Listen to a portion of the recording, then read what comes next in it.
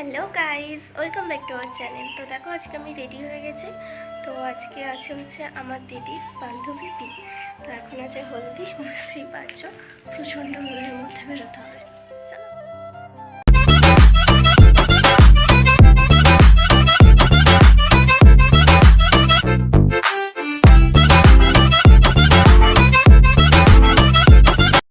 তো আমি একটু হেঁটে হেঁটে দেখছিলাম যে কেমন লাগছে, তারপর মায়ের সাথে বেরিয়ে পড়েছি।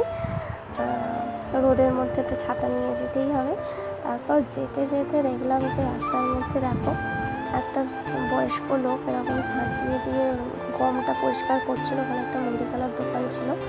এই রোদের মধ্যে খুব খারাপও লাগে বলো। তারপরে তো অনেকটা রাস্তায় চলে এসেছে। তো এখানে যে শিব মন্দিরটা দেখতে পাচ্ছ, এই শিব মন্দিরেই আমাদের শিবের যে ব্রত হয় সেগুলো সবাই করতে আসে, আমিও আসি, খুব ধুমধাম হয়। এখন তো অনেকটা রাস্তা চলে এসেছে, এই যে অটোগুলো যাচ্ছে, এই অটোগুলো করেই আমরা যাবো। ঠিক আছে, চলো চেপে পড়েছি, চলো এবার যাওয়া যাক।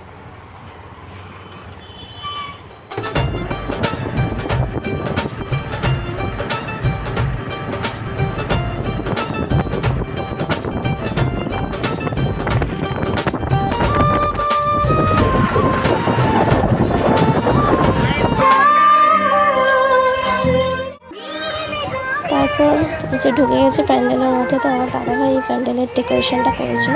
সবাই বলবে কেমন হয়েছে ডেকোরেশনটা। তো রাত্রিবেলার ভিডিও এলে রাত্রিবেলার ভিডিওতে আরও ভালো করে দেখবে, লাইটিংটা খুব সুন্দর হয়েছে। তো দেখে আগে তোমরা বলবে, ঠিক আছে। তো মা হেঁটে হেঁটে যাচ্ছিলো, বারবার আমার দিকে ঘুরে ঘুরে দেখছিলো ঠিক আমি কী করছি। তো আবার মাঝখানে রোদ ছিল বলে আবার মা ছাতা কাটিয়ে নিয়েছিল, আমি পিছন পিছন যাচ্ছিলাম।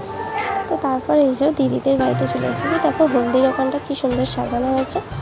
তারপর হচ্ছে যিনি মেকআপ আর্টিস্ট ছিলেন তিনি দিদির শট নিচ্ছিলেন, যে দিদিকে যে সাজিয়েছিলেন। দেখো দিদিকে কেমন লাগছে, আমাকে অবশ্যই কমেন্ট করে জানাবে দিদিকে কেমন লাগছে। তো দিদি বারবার আমার দিকে দেখছিল আমি ঠিক কী করতে চাইছি। তারপর তো গায়ে হলুদ শুরু হয়ে গেছে। দেখো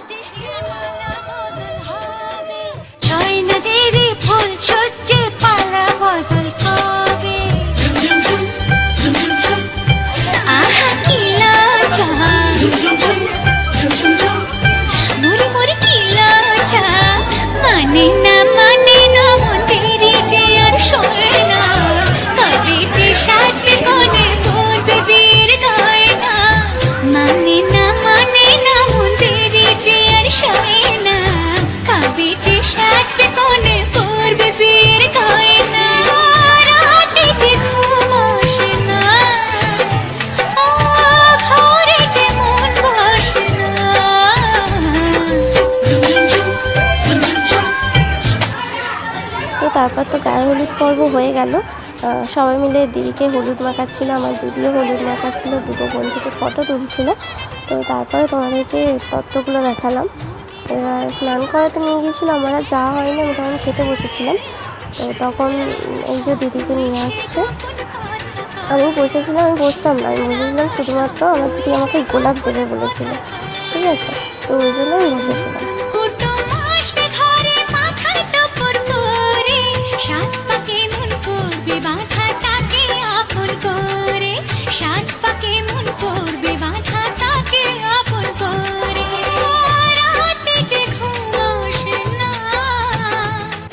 তারপর তো দিদি রেডি হচ্ছিল ফটোশ্যুটের জন্য।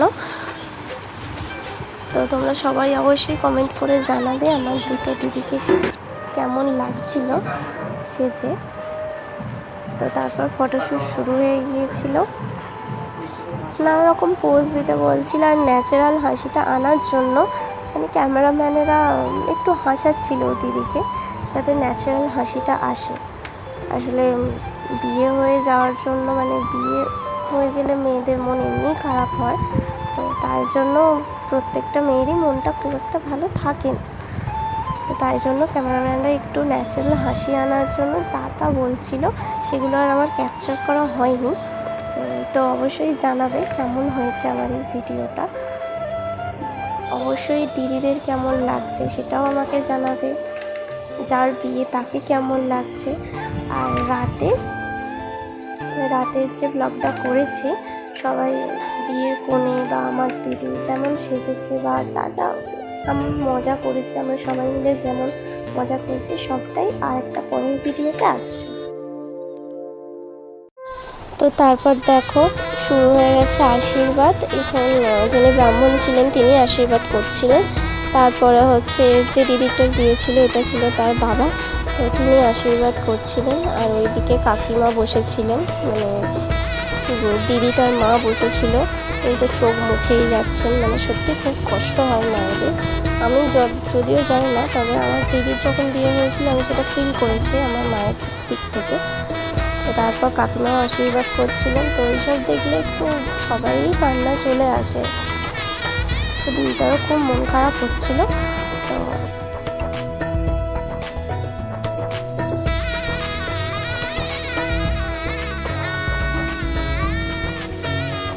তো এরপরে আবার বিকেলে সাজবো বলে আমি বাড়ি চলে এসেছিলাম। নেক্সট ভিডিওগুলো আমার আর করা হয়নি। তো পরের ভিডিও আবার আসছে, মানে রাতের ভিডিও নেক্সট ভিডিওতে তোমরা দেখতে পাবে। টাটা।